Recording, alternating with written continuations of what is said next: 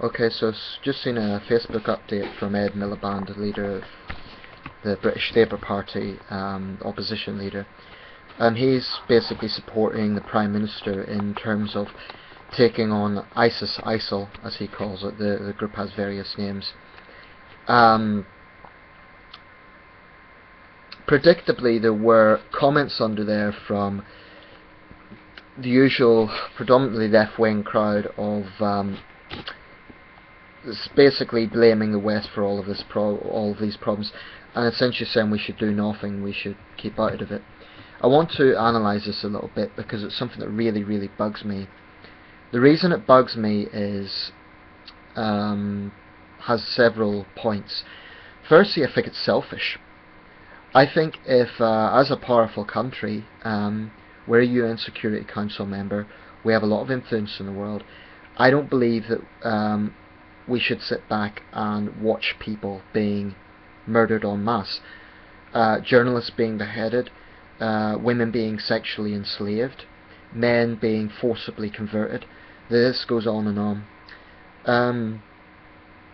I don't think as a powerful country we take any real moral high ground in doing nothing. And I think there are other powerful countries in the world who frankly don't do anywhere near enough of their share. Some examples would be Brazil. Brazil is a rising power. It's a democracy. It's a growing economic power. So really it's about time that countries like Brazil, not just Brazil, India and China, two other significant examples. And the reason you might think, well, what's China got to do with this? There was one ISIS fighter who was believed to be a Chinese citizen. The truth is, this is an international situation, and it shouldn't just be Western NATO countries and Arab states that are involved. This should be a truly international operation to take on this cancer, because that's what it is. But anyway, underneath Ed Miliband's update on this about supporting a need for action, there was the usual comments. One guy even came out with, oh, we should have nothing to do with it. ISIL are no threat. And he had 35 thumbs up, and only the guy that responded initially to him only had 2 thumbs up. And that guy was making the point that I would make, which was, okay, fine, let's turn a blind eye to all the things that this organisation has done. But what really bothered me about that statement was he actually came out with, they are no threat to us. I mean, okay, don't listen to politicians, because I know some people are very cynical about what politicians say, but listen to ISIS themselves. Listen to the propaganda they have been putting out. The fact of the matter is, this is an organisation absolutely hell-bent on creating a caliphate from the shores of Morocco to the shores of Indonesia. Which, if you look at this world map, is a pretty big chunk of the world. Let's say Indonesia to Morocco. It's a very significant chunk of the world.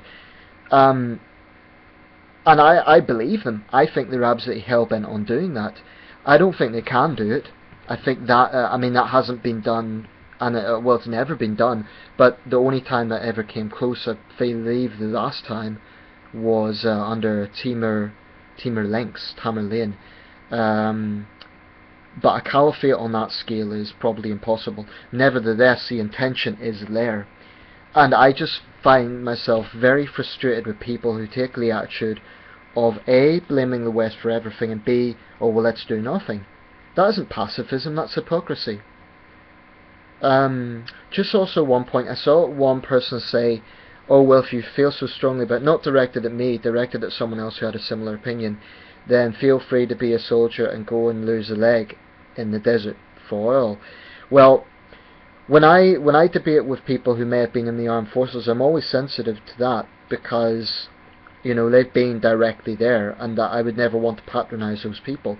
But at the same time, I disagree with the view that just because you're a soldier, only you're allowed an opinion on the subject. I'm not a soldier, but that doesn't mean that I'm not allowed a view. It's a bit like saying only women are allowed opinions on abortion, or only firefighters are allowed a view on health and safety, something like that. So I don't really buy this thing that I sometimes see that oh well, I'm a soldier, so only I'm allowed an opinion. I respect people in the armed forces, but I don't agree with those who think that because they've served, only they are allowed an opinion. This is an international issue, and it affects everyone. If they come back to Britain and attack us, then it is something that civilians should be concerned about. And that's a real possibility. I mean, it really bugs me when people are so deeply blinded by their conspiracy theories and their anti-Western mindset that they cannot just comprehend that there is a real problem here. Just a quick point too about, a lot of people blame this on the 2003 invasion of Iraq. Now, for the record, and I want to say right now, in no way do I consider myself hawkish on that issue. In fact, I was one of many who protested against it at the time.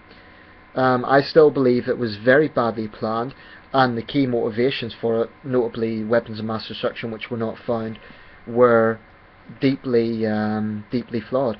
Plus, the fact of the matter is there were people like Dick Cheney and Donald Rumsfeld who I'm pretty sure were a lot more motivated by oil reserves than they were for human rights.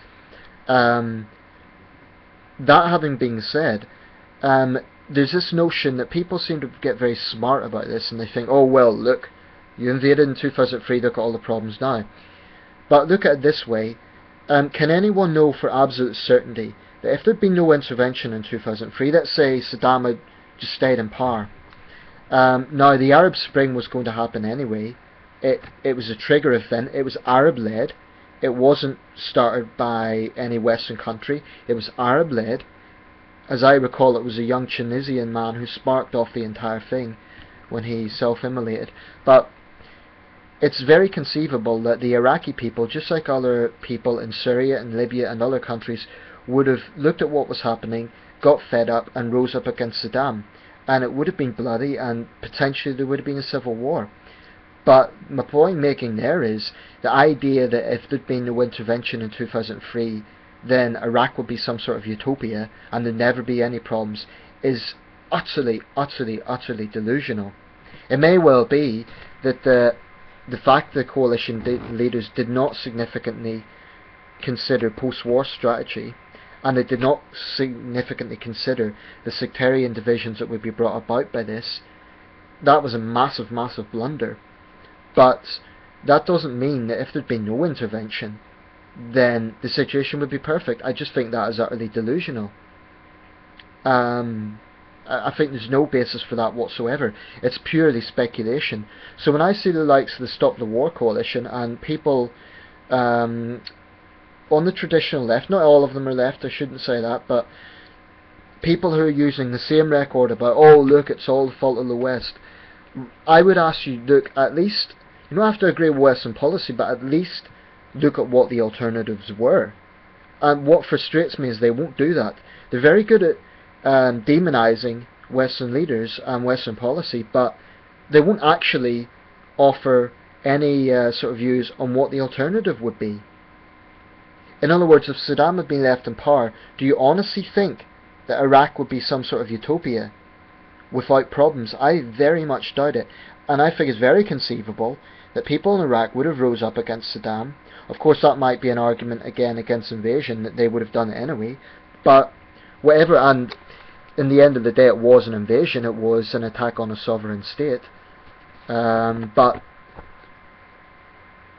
I just feel very frustrated with people who have a very black and white view of the Middle East, because looking at this situation over the years, one thing I've observed about the Middle East is that it is not black and white. This is probably the most complex region on Earth in terms of its geopolitics, in terms of its ethnic complexities, in terms of its religious complexities. So to say, you can't say anything with certainty about the Middle East. The only thing you can say with certainty is that if the Islamic State is allowed to do what they want, then I think that everyone would regret that. I do not believe that they would be content just shackling an entire region. And even if that was the case, even if they weren't planning to extend the caliphate beyond that, is there really any moral high ground in allowing that to happen, in allowing millions of people to be enslaved by that ideology? I honestly see this as the fascism of our times. Something similar to, in the 1930s, the rise of fascism and communism. At that time, those ideologies were both poisonous to the world, especially fascism. Today, this spread of fascist Islamism, this violent Islamist ideology, it threatens everyone. And it's not just about NATO countries. I mean, look at China. They've had numerous terrorist attacks this year. That's hardly a NATO country. Russia isn't spared from it, despite all the differences Russia has with the West, because the Islamists have infiltrated the Chechen cause. So this is a global problem, and therefore it requires global solutions. So I do believe in intervention here in terms of not boots on the ground. I support the airstrikes. I support coordinated airstrikes. Tragically, there may be civilian casualties, but you have to look at it as what is the utilitarian answer, because how many more civilians would die if there wasn't airstrikes? That's the sort of questions you need to ask when looking at foreign policy. And I just feel very, very frustrated with people who, they're very good at sort of criticising Western leaders and say, oh, they're warmongers, oh, they're only in it for oil, oh, we should stay out of it, everything would be perfect if we do nothing. Get real. I mean, really, just get real. I'll leave it there because I've a time limit now on my bandwidth, but I just think people need to accept that the Middle East is not black and white, and just trying to blame it all on one party is ridiculous. It may well be that Bush and Blair hugely complicated things and created sectarian divisions that didn't necessarily exist under Saddam.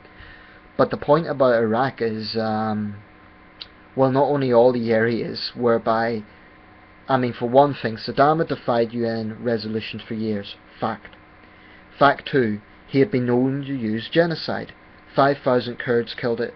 Forget the place's name now, but it was an infamous massacre during the Iran-Iraq war. Severe, brutal human rights abuses. People will say, well, there's many other regimes in the world that were doing that, and that's a fair point, but Saddam had consistently ignored UN resolutions. He'd invaded another country, Kuwait. This goes on. So I can accept people being critical of the 2003 decision. Hell, I am. I'm critical of a lot of aspects of it. But what I cannot accept is people having such a black and white view of blaming it all on Bush and Blair, but not looking at the wider picture, not looking at and it's just this sort of naive utopian mindset that if there'd not been any invasion in 2003, then everything would be perfect. That's just delusional. It's utterly delusional. Even if, let's say for the sake of argument, the West just has nothing to do with the Middle East, which isn't going to happen. Let's just say, right, we completely stay out, and I'm fully aware that there's issues to do with oil reserves. Let's leave all of that out of this for a second. And let's say that an organisation like Islamic State is just let them take it over. Okay, we may not get embedded in a complex problem, and we might not be attacked. But is that really a moral position to take? To allow millions of people to be enslaved when you have a strong military force at your disposal and you do nothing? That to me is a bit like if you're in a schoolyard and you see a bully picking on a more vulnerable student, and you just walk by and say, oh, get on with it, that's fine, I'm not going to do anything. That's honestly how I see it. And that does not mean I support an invasion with thousands of groups landing on the ground, but I do think on this occasion that coordinated airstrikes, unfortunately, are the only answer, because negotiation with the likes of IS, unfortunately, means utter subservience. You can't negotiate with that.